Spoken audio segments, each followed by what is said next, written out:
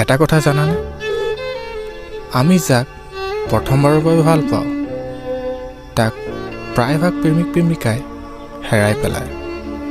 সেইটো ভুলতে হওক বা আন কোনো কাৰণত। বহুত কম সংখ্যক প্ৰেমিক প্ৰেমিকা আছে যিয়ে ফাৰ্ষ্ট লাভক পায়, নহ'লেতো সকলোৱে শেষত ভঙা হৃদয়খনৰ বাহিৰে আৰু একোকে নাপায়। B careful.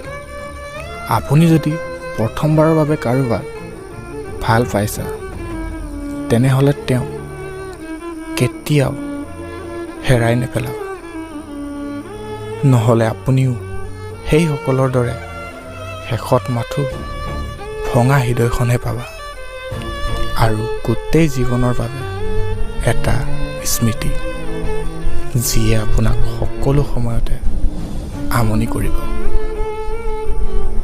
প্ৰেমটো সকলোৱে কৰে, কিন্তু সঁচা প্ৰেম কৰি গোটেই জীৱন একেলগে থকা প্ৰেমিক প্ৰেমিকা বহুত কম পোৱা যায়।